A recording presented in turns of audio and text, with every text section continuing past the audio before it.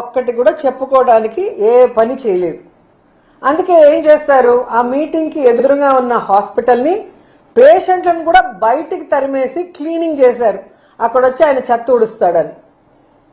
మళ్ళీ ఆయనకు తెలిసి ఉంటుంది ఈ నగిరి నియోజకవర్గంలో చంద్రబాబు నాయుడు ఏమీ చేయలేదు. వాళ్ళు ఎక్కడైతే కార్యక్రమం పెట్టారో 100 బెడెడ్ హాస్పిటల్, అది రాజశేఖర రెడ్డి గారి హయాంలో పునాది వేసుకుంది.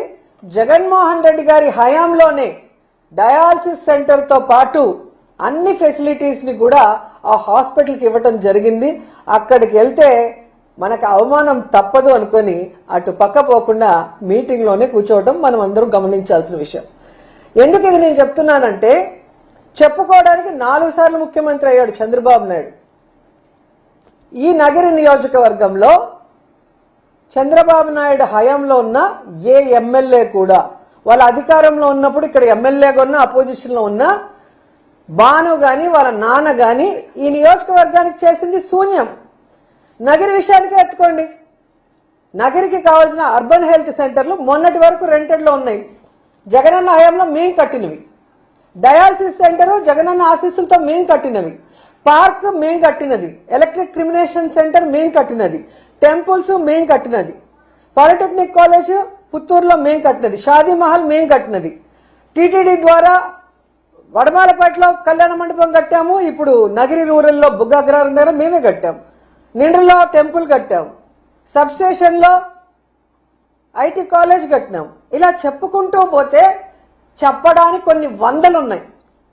రైతు భరోసా కేంద్రాలు, సచివాలయాలు, అర్బన్ హెల్త్ సెంటర్లు అన్నీ కూడా చెప్పుకోవడానికి, విలేజ్ క్లినిక్లతో సహా, రోడ్లు, డ్రైన్లు, పేదవాడికి ఇళ్లతో సహా ఇవి మేము చేశామని గర్వంగా చెప్పడానికి, చూపించడానికి ఉన్నాయి. కానీ 4 సార్లు ముఖ్యమంత్రి అయిన చంద్రబాబు నాయుడు ఈ జిల్లాలో పుట్టి కూడా ఈ నగిరి నియోజకవర్గానికి చెప్పుకోవడానికి చేసింది ఏమీ లేదు. ఎంత సిగ్గుచేటో ఒకసారి మీ అందరూ కూడా ఆలోచించండి. అండ్ ఈ రోజు ముఖ్యంగా చింతపట్టణంలో మీటింగ్ పెట్టాలనుకున్నారు చంద్రబాబు నాయుడుతో. గత 3-4 రోజులుగా కలెక్టర్ గారు ఆ ప్రాంతంలో తిరిగితే జనాల మధ్యలో వచ్చిన వ్యతిరేకత చూసి పారిపోయారు కలెక్టర్ గారు.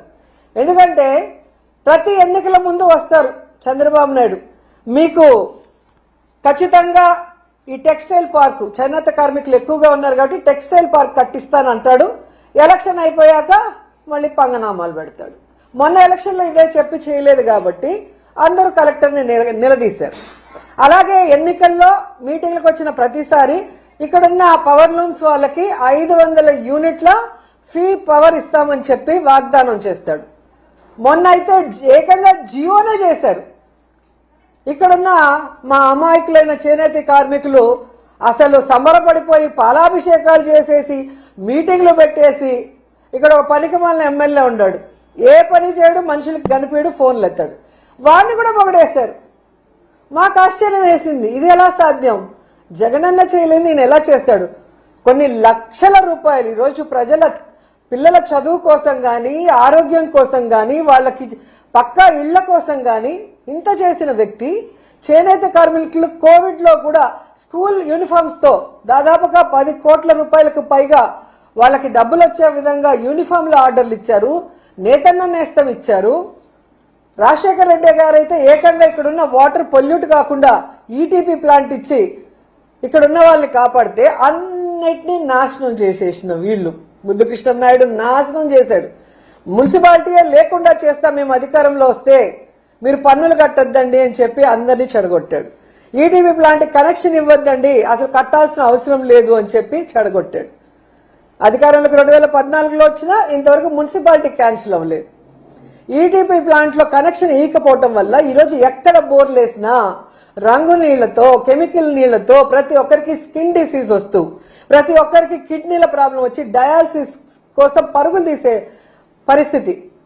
ముద్దుకృష్ణ నాయుడు ఆయన కొడుకు ఉన్న అతను ఎమ్మెల్యేగా నాశనం చేసేసి ఈరోజు ఏదో ఆయన పుట్టినప్పటి నుంచి, పార్టీకి వచ్చినప్పటి నుంచి ప్రజల కోసమే పనిచేశాడు, ప్రజల కోసమే బతికాడని చెప్పి సిగ్గు లేకుండా అబద్దాలు చెప్తుంటే నగిరి ప్రజలు అలా ఆశ్చర్యపోయి చూస్తున్నారు. ఏంట్రా ఇంత సిగ్గు లేకుండా, కన్నార్పకుండా ఎలా వీళ్ళు ఇన్ని అబద్దాలు చెప్పగలరు అనేసి.